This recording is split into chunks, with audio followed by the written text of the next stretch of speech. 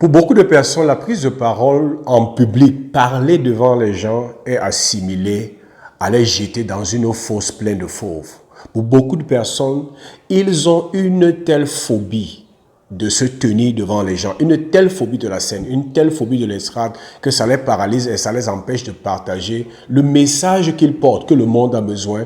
Et ça les empêche aussi de pouvoir bénéficier des opportunités de se faire de l'argent. Dans cette vidéo, dans cette session, je veux partager avec toi quelques informations qui vont t'aider à vaincre cette peur, de te placer devant les gens pour pouvoir partager ton message et qui va t'aider à apprivoiser ton audience qui pour toi paraît comme une fosse aux fauves. Oui, pour beaucoup de personnes, la prise de parole en public, c'est exactement comme si on les jetait dans la fosse aux fauves. Et ça me rappelle l'histoire de Daniel. C'est dans la Bible.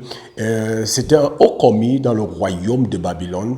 Et il savait que c'était quelqu'un de très bien, c'était de quelqu'un de très intelligent, c'était de quelqu'un de très compétent. Et il savait que parmi ses collègues et ses subalternes, il y avait des gens qui l'avaient pris en aversion, il y avait des gens qui ne l'aimaient pas, il y avait des gens qui voulaient le détrôner. Comme ça se passe souvent dans le monde de l'emploi, tu as souvent des gens qui te détestent, tu as souvent des gens qui veulent te renverser. Et les gens s'étaient rendus compte que la particularité de Daniel, c'était que c'était quelqu'un qui craignait Dieu, c'était quelqu'un qui avait l'habitude de prier 3 fois par jour, c'était quelqu'un qui respectait son temps de prière, c'est quelqu'un qui ne blaguait pas avec sa foi et c'était quelqu'un qui était très excellent, difficile. L'histoire raconte que toutes les fois qu'on le testait avec les autres, il était 10 fois supérieur. Donc c'était difficile de le détrôner. Mais les gens, ses ennemis ont réfléchi et ont dit qu'il fallait qu'il trouve une faille dans la loi de son Dieu. Puisqu'ils ont vu que Daniel, c'était quelqu'un qui aimait Dieu et c'est quelqu'un qui était habitué à prier 3 fois par jour, ses ennemis ont trouvé un stratagème. Ils sont allés voir le roi. Ils ont dit, roi, vis éternellement. Nous sommes venus te proposer quelque chose qui va certainement te faire plaisir. Le roi a dit qu'allez-y, je vous écoute. Et ils ont dit au roi, nous pensons qu'il est bon parce que tu es un grand roi, tu es un roi puissant, tu as une telle souveraineté, une telle autorité, une telle notoriété. C'est bon que l'on décrète que pendant 30 jours, on n'a pas le droit de prier un autre Dieu que toi, le roi. C'est toi seul qu'on doit prier parce que tu es un grand Dieu, parce que tu es puissant. Regarde tout ce que tu as réalisé. Regarde tes grandes réalisations. Tu mérites qu'on prenne 30 jours pour te prier toi parce que tu n'es plus un homme comme nous, tu es Dieu. Et l'histoire raconte que quand le roi a suivi ça, il a dit, oui, ça c'est bon, c'est bien. Je crois que c'est bon. Et ils ont préparé le décret. Et le décret disait que pendant 30 jours, interdit à quiconque de prier un autre Dieu. Tout le monde doit prier le roi. Ça veut dire que quand tu te lèves le matin, quand tu fais ta prière, tu l'adresses au roi. Parce qu'ils ont mis dans l'esprit du roi qu'il était trop puissant et qu'il méritait qu'on l'élève au rang de Dieu. Mais ce qui s'est passé, c'est que Daniel, il a bien reçu le décret. Et je vous rappelle qu'après le roi, c'était Daniel. Après Daniel, il y avait 3 satrapes qui étaient ses amis comme des grands gouverneurs. Et sous ces grands gouverneurs, il y avait des sous-gouverneurs qui étaient donc parmi lesquels il y avait ces personnes qui sont allées voir le roi. Et les personnes là savaient que Daniel, lui, ne s'amuse pas avec sa foi et sa relation avec Dieu. Il savait que quel que soit l'édit du roi, Daniel allait continuer à prier son Dieu. Et il connaissait déjà les heures. Parce que c'était le genre de personne que quand il est au boulot et son heure de prière arrive, puisqu'il priait matin, midi, soir, il se faisait excuser, il allait dans sa chambre de prière et il priait. Donc les gars ont calculé Daniel. Quand son heure de prière est arrivée, Daniel est allé et ils sont entrés brusquement dans sa salle de prière juste pour le prendre en flagrant délit, en train de prier l'Éternel, ça veut dire en train de briser le décret qui voulait que pendant 30 jours, on ne prie une autre personne que le roi. Ils ont porté la nouvelle au roi. Très fiers qu'enfin on a eu le gars. Enfin, on l'a détruit. Enfin, cette fois-ci, il va mourir. Et lorsqu'ils sont venus annoncer ça au roi, le roi était choqué. Pourquoi? Parce que c'était le meilleur élément du roi. Et le roi se rend compte à ce moment-là que je suis tombé dans le piège. Ils ont joué sur ma fierté. Ils ont joué sur mon ego. Ils m'ont fait signer un décret. Mais la véritable personne qu'on calculait dedans, c'était mon meilleur élément, c'était Daniel. Mais comme à l'époque, là, ce n'est pas comme aujourd'hui. La parole du roi, c'était comme la loi. Et un roi, quand il avait relâché sa parole, il était lié à sa parole. Le roi ne pouvait plus rien dire. Et la sanction était que celui qui brise la loi et qui ne prie pas le roi pendant ces 30 jours, qui prie une autre divinité ou un autre Dieu, on devait le jeter dans la fosse aux lions. Oui. Et qu'est-ce qu'on a fait? On a pris Daniel. Et on l'a jeté dans la fosse aux lions. L'histoire raconte que toute cette nuit-là, le roi n'a pas dormi. Le roi se posait la question de savoir, est-ce que le Dieu de Daniel a pu le délivrer de la fosse au lion? Est-ce que son Dieu que j'ai vu dans le passé, qui est tellement puissant, est-ce qu'il a pu le délivrer de la fosse au lion? Et l'histoire raconte que le roi est venu à petits pas à l'entrée de la fosse. La fosse, c'était le genre de fosse que les lions sont en bas, donc te jettent vers le bas. Et l'histoire raconte que le roi a approché très tard dans la nuit, parce qu'il y avait une pensée qui se disait, peut-être le Dieu de Daniel que j'ai connu dans le passé, qui a fait de grandes choses avec lui, peut-être il a délivré cette fois-ci encore. Et l'histoire raconte qu'il est arrivé à l'entrée et il a dit, Daniel, serviteur du Dieu vivant, ton Dieu a-t-il pu te délivrer de la gueule des lions? Et l'histoire raconte qu'une voix s'est fait entendre dans la grotte, dans la fosse. Et Daniel a dit, roi, vis éternellement, mon Dieu a été fidèle. Et il a fermé la gueule des lions. Et l'histoire raconte que le gars était là, il était avec les lions et rien ne lui est arrivé. Pourquoi je te raconte cette histoire? Parce que pour beaucoup, je l'ai remarqué, se tenir devant les gens.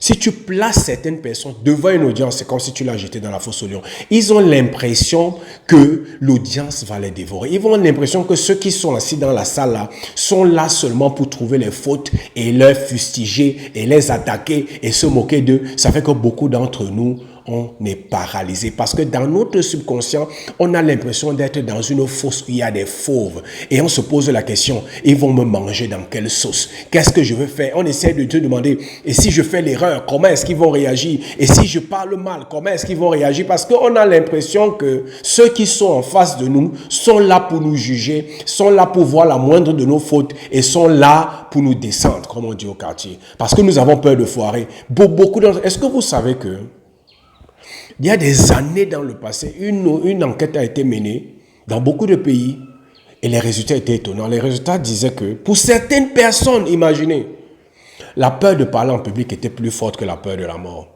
Essaie de t'imaginer ça. Donc pour beaucoup de personnes, ils préféraient la mort que de se tenir devant les gens pour parler. Pourquoi ce genre de choses arrivent?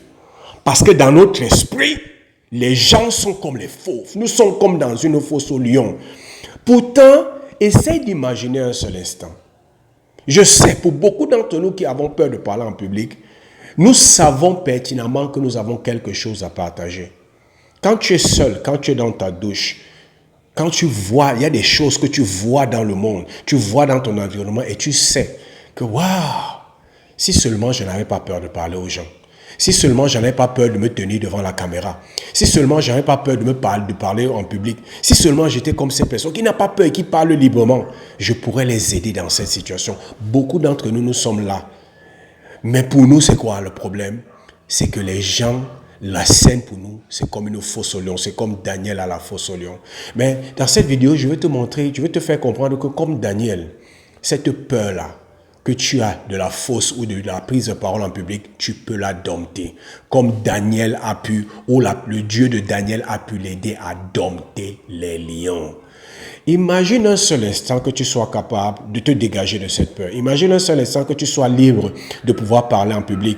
Quel impact penses-tu que tu peux avoir d'abord dans ta maison, dans ta famille, dans ta communauté, dans ton entourage, dans ta génération? Quel impact penses-tu avoir? Déjà, il faut savoir, pouvoir parler en public a des avantages. Première chose, ça suscite de l'admiration. Lorsque tu prends la parole en public et que tu sais prendre la parole en public et tu sais utiliser l'estrade, la scène pour pouvoir impacter les gens, ça suscite auprès de ton audience l'admiration. Comme un sportif de haut niveau, comme une star de cinéma, comme une star sportive. Ça suscite l'admiration. À partir de ce moment, les gens te voient comme un leader. Les gens te voient comme on regarde, comme les gens peuvent voir Superman. Les gens te voient et sont admiratifs. Et cette admiration est très importante parce que lorsque je peux me tenir devant la scène, je peux parler avec aisance, je peux partager mon message, l'admiration que ça suscite ouvre les portes dans l'esprit et le mental des gens pour que je puisse les inspirer. Ça, c'est le deuxième avantage. Ceux qui arrivent à vaincre leur peur et qui savent comment apprivoiser leur audience, ce sont des personnes qui ne suscitent pas seulement l'admiration, mais ce sont des personnes qui commencent à inspirer les autres. Si je te pose la question maintenant, Cite-moi 5 personnes dans ton entourage qui t'ont inspiré. Je te promets que parmi les 5 personnes, une bonne partie, ce sont des personnes qui prenaient la parole devant les gens, qui prenaient la parole en famille, qui prenaient la parole à l'école. Ou ce sont des personnes que tu suis sur YouTube, que tu suis sur Internet, qui ont l'habitude de prendre la parole.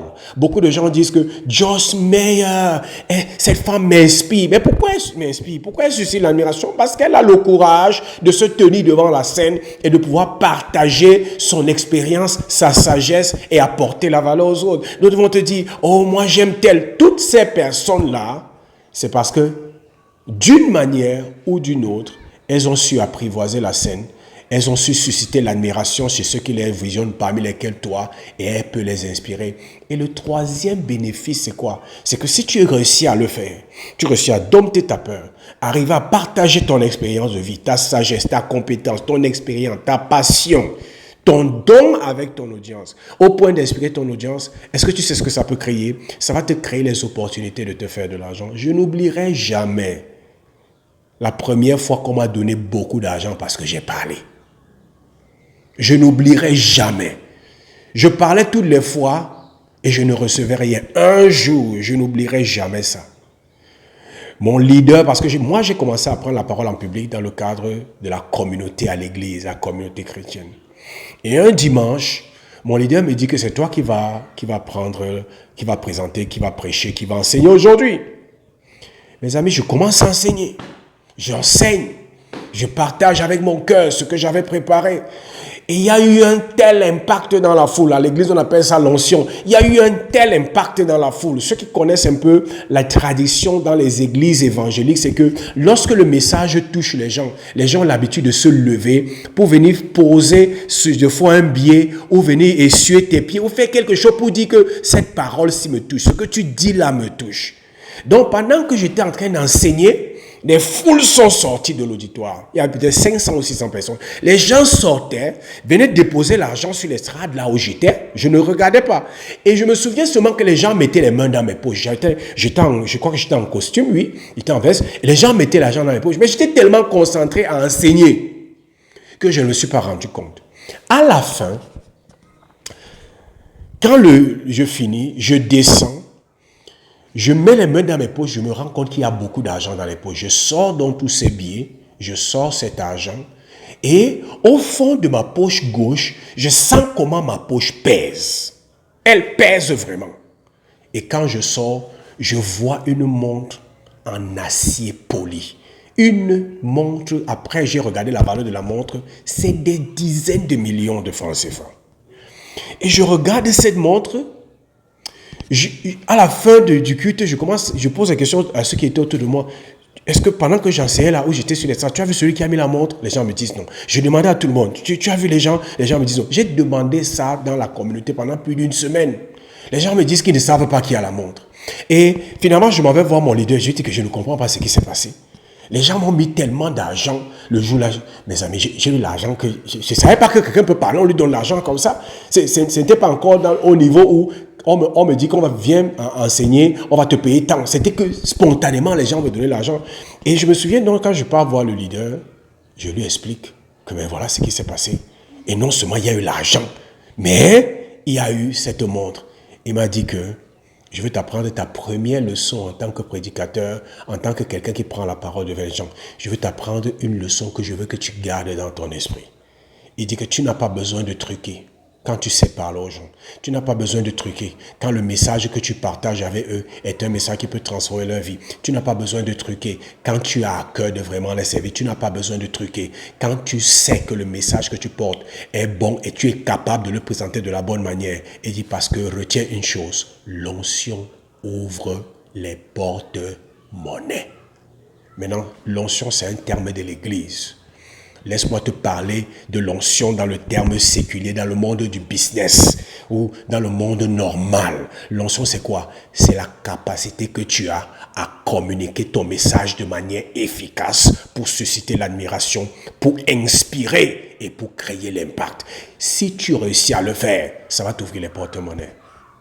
Donc, c'est pour ça que c'est plus qu'important pour toi de vaincre cette peur De pouvoir apprivoiser ton audience, de ne plus voir ton audience comme une fosse à fauve, mais de faire comme Daniel, apprivoiser cette fosse. C'est-à-dire que quand tu arrives, tu te sens à l'aise. Là où les autres ont peur de se tenir, toi, tu te sens à l'aise. Pourquoi? Parce que tu sais que ce que je vais partager avec eux va changer leur vie. Et je sais comment présenter ça de la bonne manière. Et ça va t'ouvrir les porte-monnaies.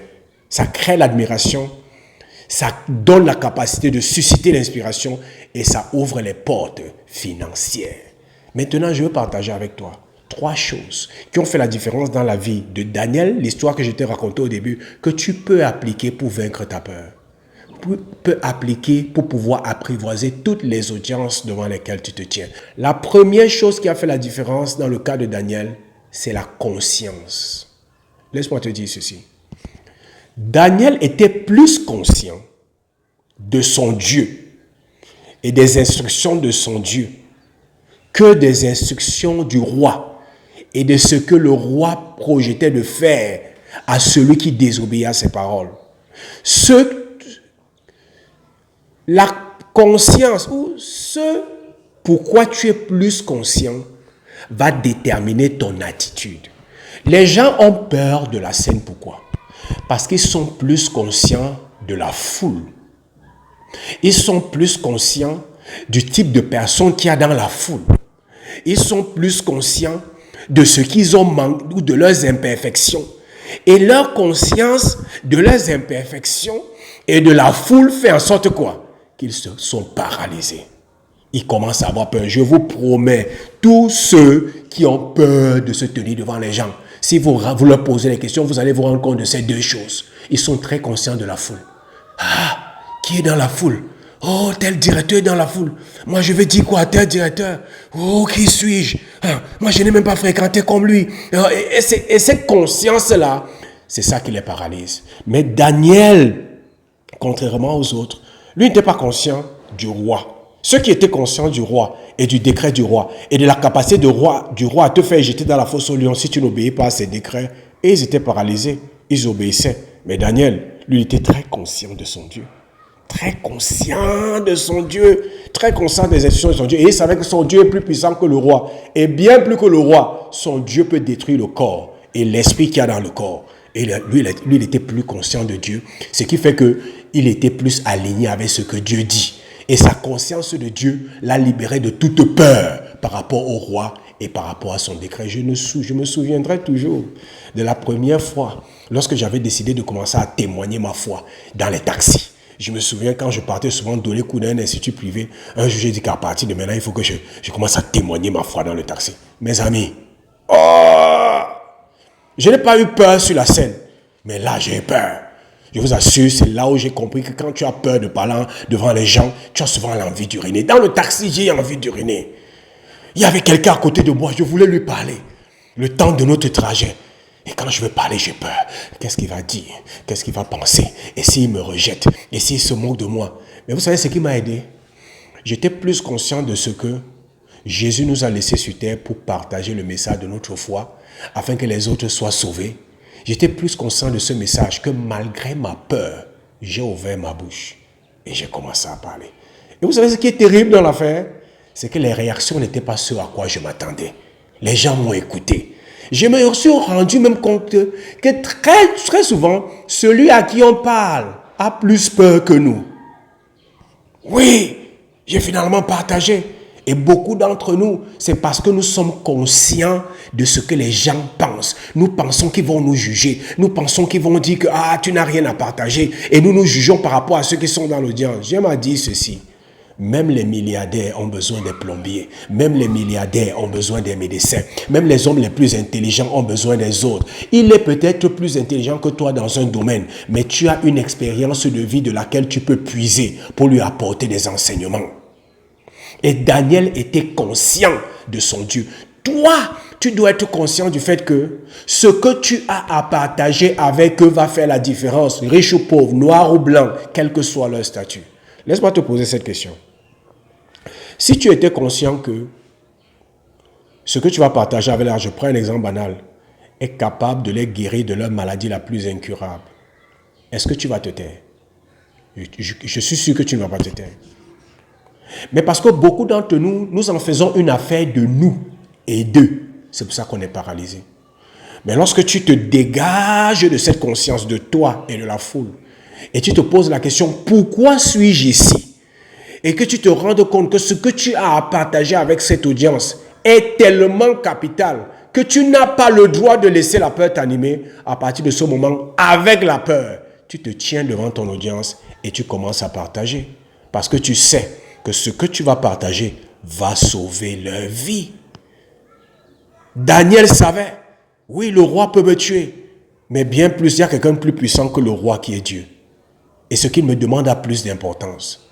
Est-ce que le fait de vouloir partager ton message, le fait de vouloir transformer les vies, est-ce que pour toi ça a plus d'importance que le public et que toi?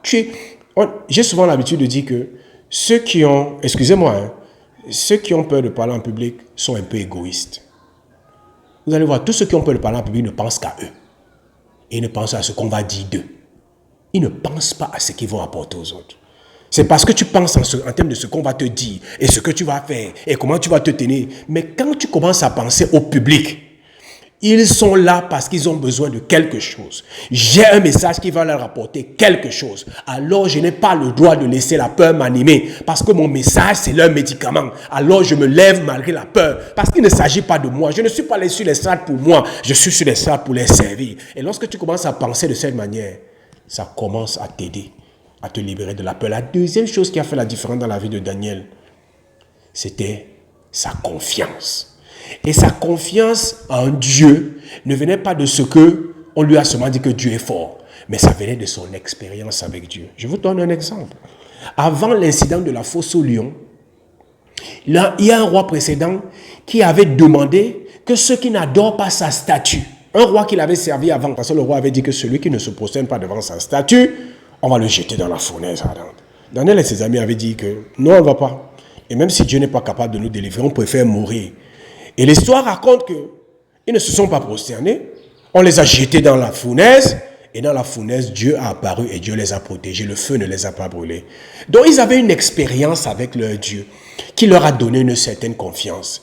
Et c'est ça en fait. Je me souviens une fois, toujours dans le cadre de notre communauté, notre leader est parti faire un grand séminaire de 3 jours dans une ville. Il y avait le monde, et les pasteurs, et les bishops, et la foule, près de 700 personnes, dans une grande salle de cinéma. Il était supposé faire ce séminaire pendant 3 jours. Et le 3e jour, à la fin, il annonce que tout le monde doit revenir le 4e jour parce qu'il a quelque chose à ajouter le 4e jour. Nous étions tous partis dans notre vie parce que j'étais dans l'équipe qui s'occupait de l'organisation de l'événement et tout et tout. Et lorsqu'on rentre à la base, nous avions un endroit où nous logeons et tout. Il m'appelle à côté et me dit que demain, c'est toi qui vas faire cette partie. Mes amis, vous ne pouvez pas comprendre. Je n'étais ni pasteur, je n'étais rien. Mais il m'a pointé pour le 4e jour. Je ne peux pas vous dire que je n'ai pas paniqué. J'ai paniqué parce que j'avais jamais, à ce moment-là, j'avais jamais parlé à une audience de plus de 350 à 500 personnes. Et j'avais devant moi 700, 800, peut-être c'était une salle de cinéma, près de 1000 personnes. Et je dis que, qu'est-ce que tu dis? Il dit que demain, il me tape dans le dos, il dit que Dieu te bénisse, c'est toi qui vas faire demain. Et il tourne le dos, il part. Mais il me donne le thème. Et avant qu'il me dise que Dieu te bénisse et qu'il aille, il me dit que c'est un sujet que tu maîtrises. Je vous assure que j'ai paniqué. Mais ce qui m'a donné la capacité de vaincre ma peur, c'est que j'avais confiance de ce que le sujet dont je parle, c'est un sujet que je maîtrise. C'est un sujet dont j'ai la maîtrise. Daniel ne s'est pas opposé au décret du roi pour rien. Il avait une confiance en Dieu. Le Dieu qui l'a sauvé de la fournaise était capable de le sauver de cette fois-ci, de ce nouveau défi. Beaucoup d'entre vous, vous essayez de parler des thèmes que vous ne maîtrisez pas. Parce que quelqu'un a parlé de quelque chose, tu dis que toi aussi tu vas parler. C'est pour ça que moi, dans mes programmes de formation et dans mes programmes de coaching, moi, quand je prépare les gens à devenir coach, à devenir conférencier, à devenir auteur, je les enseigne à utiliser leur expérience de vie, leur histoire, leur succès, leurs échecs, leur expertise. Parce que ton histoire et ton expérience de vie, ton vécu, personne ne peut discuter avec ça. Lorsque je parle sur la base de mon vécu, lorsque je parle de mon histoire, lorsque mes leçons, je les tire de mon vécu, je sais de quoi je parle. Je sais de quoi je parle. Moi, quand je parle, par exemple, de la prise de parole en public, je sais, ça fait plus de 18 ans que je fais ça. Ça fait plus de 18 ans que je me tiens devant les gens et je parle. Par semaine, je parle devant la caméra et je parle devant les gens physiquement peut-être 4 à 5 fois par semaine. Je sais de quoi je parle. J'ai des expériences, j'ai des témoignages, j'ai un vécu. J'ai été exposé à plusieurs types d'audiences, à l'église, dans le monde séculier, dans l'entrepreneuriat, dans le marketing digital, à plusieurs niveaux, dans le coaching. Lorsque tu parles de ce que tu maîtrises, ça te donne la confiance et cette confiance t'aide à surmonter la peur. Lorsque tu pars partager quelque chose qui n'est pas dans tes cordes, c'est normal que la peur veuille te détruire. C'est normal. Daniel avait confiance et sa confiance venait de son vécu avec Dieu. Il m'avait délivré de la fosse au lion. Il peut me délivrer. Il m'avait délivré de la fournaise. Il peut me délivrer de la fosse au lion. La troisième chose qui va t'aider à apprivoiser, pas seulement apprivoiser ton audience, tel que quand tu parles, ton audience sera scotchée à ce que tu dis. C'est ton innocence. Lorsque je parle de ton innocence, je parle de l'authenticité.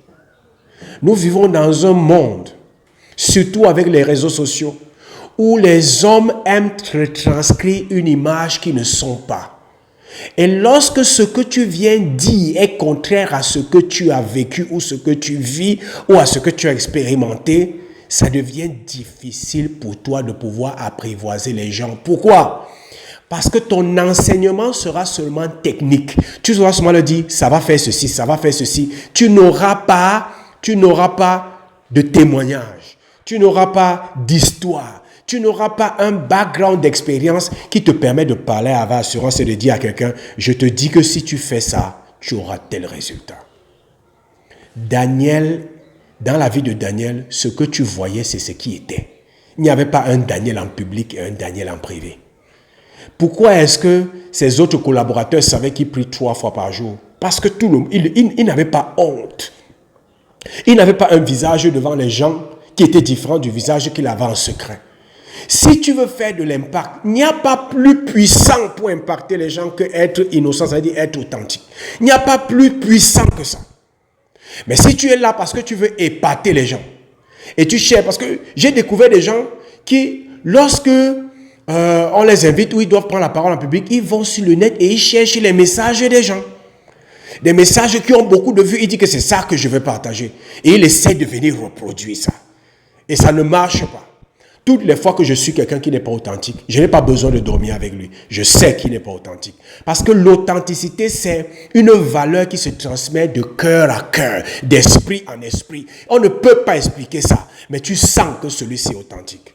Lorsque ce que tu partages est une émanation de qui tu es, est un débordement, un overflow, un débordement de ce que tu vis, oh, tu vas faire tellement de l'impact. Les gens vont vouloir te suivre. Tu auras des témoignages sur ce que tu parles. Parce que tu vis ça. Tu auras des exemples de ce que tu parles. Parce que tu vis ça. Parce que tu ne fabriques pas. Parce que ce que tu dis, c'est ce que tu as vécu. C'est ce que tes clients ont vécu. C'est ce que tu coaches ont vécu. C'est ce que toi-même tu as vécu. C'est ce que tu as expérimenté. Et Daniel était authentique. C'est ça qui a fait que Dieu puisse descendre dans sa situation. C'est très important. Il était conscient de Dieu. 2, confiant dans le fait que le Dieu qui l'a sauvé hier va le sauver aujourd'hui. Et 3, il était innocent, il était authentique. Tout le monde savait qui il est. Et il ne voulait pas jouer double jeu. Tu vas apprivoiser ta caméra. Il est important que tu deviennes plus conscient du message et de la solution que tu vas apporter à ton audience que de toi-même. Oublie-toi, il n'est pas question de toi. Beaucoup de personnes pensent que se tenir devant une estrade, c'est se montrer. C'est montrer combien on est compétent. Non, je suis là pour eux. Et lorsque je sais que ce que je veux partager va les aider, ça m'aide à surmonter ma peur. Deuxième chose, j'ai confiance parce que le thème sur lequel je partage, c'est un thème dans lequel j'ai l'expérience. J'ai un vécu, j'ai des témoignages, j'ai des histoires, j'ai un vécu, j'ai une expérience, j'ai une expertise. Cette confiance-là m'aide à surmonter la peur. Et je sais que même si je n'ai pas les mêmes diplômes, les mêmes références que ceux qui sont dans la foule, au moins dans le domaine de ce que je parle, dans mon domaine, le domaine de mon sujet, le sujet que je présente, je sais que j'ai quelque chose à apporter. Et la troisième chose, je suis innocent. Innocent veut dire quoi? Je suis authentique. Il y a la puissance dans l'authenticité. Je vous mets au défi d'étudier tous les grands orateurs qui ont marqué leur histoire. Je vous mets au défi. Toutes ces personnes étaient authentiques. Oui, je me souviens, je vous dis, ceux qui m'ont déjà suivi dans certains séminaires ou peut-être sur certaines vidéos, je raconte souvent ça. Je n'oublierai jamais. Quand mon leader est tombé malade, et c'était la première fois que je devais aller faire des présentations et me parler devant un public hors de notre communauté. C'était la première fois. Je n'avais même pas encore parlé dans le séculier. Je n'avais même pas encore parlé dans les conférences de développement personnel, entrepreneuriat et business et tout. Non, c'était la première fois. Il m'envoyait parce qu'il partait faire un séminaire dans une église qui était gérée par 4 gros pasteurs qui avaient tous l'âge de mes parents. Et la petite histoire, je n'étais pas pasteur. Je n'étais pas encore donné, rien. Et un jour, il m'appelle, le jour il devait partir, ça devait commencer un mercredi, il me dit, je suis malade, je devais être à Douala aujourd'hui, je devais commencer le séminaire ce soir, mais je suis malade, mais j'ai appelé que toi, tu vas partir. Je lui dis que de quoi est-ce que tu parles? Je pars où? Il dit, tu vas à Douala. Je dis, moi, je ne pars pas. Il me dit, tu vas aller. Je dis que je n'ai jamais fait ça. Et tu m'envoies encore, je ne suis pas pasteur. Il m'a dit que non, tiens-toi tranquille. Le sujet sur lequel sur lequel je devais présenter ce soir, c'est un sujet que tu maîtrises. Vas-y, j'ai déjà appelé. C'est comme ça que je parle. C'est comme ça que j'arrive. C'est comme ça qu'on m'introduit. J'étais très jeune. Ils m'ont minimisé au regard. Toute l'audience m'a minimisé. Mais et quand je suis entré dans cette grande salle et j'ai vu ces grands pasteurs, j'ai paniqué. Je peux vous assurer, j'ai paniqué. Mais qu'est-ce qui a fait la différence? Qu'est-ce qui a fait la différence? J'étais plus conscient de ce que je vais leur partager va les aider que de moi-même. Et deux, j'avais confiance parce que j'avais déjà enseigné sur ce thème plusieurs fois. Et troisième chose, j'étais authentique. Ce n'était pas un thème que j'avais pris chez quelqu'un. C'est un thème que non seulement je l'ai partagé, mais je le vis. Je le vis jusqu'à aujourd'hui. Et j'ai amené beaucoup de personnes à voir les bénéfices dans ce thème et qui viennent avec des histoires, des témoignages et des témoignages. Donc ce n'était pas seulement que j'enseignais, je racontais mon histoire. Je racontais les histoires de tous ceux qui ont appliqué ce que j'étais en train d'enseigner. Et ce séminaire était époustouflant. À la fin, ils m'ont dit, le plus âgé qui avait plus de 60 ans m'a dit, quand je t'ai vu franchement, j'étais fâché de ce que ton leader ne nous a pas respecté, il nous a envoyé un petit enfant. Mais aujourd'hui, je lui ai dit, s'il veut, il reste. Toutes les fois qu'il doit venir, qu'il t'envoie, parce que tu as changé nos vies. Qu'est-ce qui a fait la différence? Qu'est-ce qui m'a permis de surmonter ma peur et d'apprivoiser cette audience qui m'avait regardé avec dédain, avec mépris, à cause de mon jeune âge? À cause de ce que je n'étais même pas pasteur, on ne m'a même pas introduit, on n'a pas dit pasteur, on a dit le jeune frère. Et les pasteurs se demandaient, qu'est-ce qu'un jeune frère va nous dire à nous? Et l'audience regardait cet enfant qui n'est même pas ordonné, et on lui donne un gros séminaire dans une grosse église. Qu'est-ce qui m'a aidé? J'étais conscient de ce que le message que j'avais va les aider, et je n'ai pas laissé la peur me vaincre, parce que pour moi, ce n'était pas pour moi que j'étais là, c'était pour eux. Et c'était pour servir Dieu. Deuxième chose, j'avais confiance parce que c'est un message que j'avais l'habitude de partager. Et troisième chose, j'avais l'innocence, j'étais authentique. J'avais les preuves par mon vécu, par les vécus de tous ceux qui ont appliqué les principes de ce message, que c'est un message qui marche. Et ça m'a aidé à vaincre la peur. Au début, je me souviens le premier jour, lorsque je prenais la parole, les 10 premières minutes étaient un peu difficiles. Mais après, ça a coulé. Au lieu de faire 3 jours de séminaire, j'ai demandé 4, on a ajouté un 4e jour. Et pour la petite histoire, la salle était pleine après le 2e jour qu'on a mis les tentes dehors. Comment? Parce que j'ai appliqué ça. Moi, je veux te dire, il y a du bénéfice à apprivoiser ton audience et à vaincre ta peur. Tu as un message, je ne suis pas le seul. Tu as quelque chose que tu peux partager. Tu as quelque chose qui peut faire de toi une source d'inspiration. Tu as quelque chose que les gens demandent et les gens recherchent. Ne laisse pas la peur te bloquer. Ne laisse pas la peur t'empêcher d'être cette source d'inspiration. Et je vous ai dit, être une source d'inspiration crée des opportunités inimaginables sur le plan financier. C'est à partir de ce séminaire où je suis parti là, à Douala, que j'ai commencé à savoir qu'on peut gagner beaucoup d'argent simplement en partageant, en sachant comment partager son message, présenter son message, prendre la parole en public. C'est très important. Si toi aussi tu veux développer cette capacité, tu es peut-être ministre de Dieu. Moi, j'ai vu les ministres de Dieu qui ne savent pas parler. Oui, ils ont un message important, mais ils ne savent pas construire leurs idées, ils ne savent pas parler de manière inspirante, ils ne savent pas parler de manière importante. Je connais beaucoup de serviteurs et d'orateurs et de ministres de Dieu que quand ils parlent, la moitié de la salle dort. Tu es peut-être ministre de Dieu, tu es entrepreneur, tu es peut-être une personne quelconque, mais tu as compris le pouvoir qu'il y a dans la prise de parole en public. Tu aimerais développer ton business par la prise de parole en public, parce que la prise de parole en public te permet de pouvoir faire plus d'impact et de toucher plus de personnes en un laps de temps et de te faire beaucoup d'argent. Parce que j'ai l'habitude de dire, faire de l'impact est profitable. Tu veux développer cette compétence, tu veux qu'on t'aide, va dans la barre de description, clique sur le lien. Je vais causer avec toi, je vais avoir un échange avec toi pour voir si nos valeurs cadrent avec tes aspirations, tes intentions et tes motivations. Et s'il y a matching, on va travailler ensemble. On te donnera toutes les modalités financières et pratiques pour pouvoir travailler ensemble. Et tu verras que ton art oratoire et ta capacité de prendre la parole publique non seulement va changer, mais les résultats seront extraordinaires. N'oublie pas, c'est ça que je voulais partager avec toi dans cette vidéo. Like cette vidéo, abonne-toi à notre chaîne, partage cette vidéo avec qui tu sais peut être intéressé par ce type de contenu. Et comme j'ai l'habitude de dire, c'était Zoé du Cameroun et je te souhaite le succès.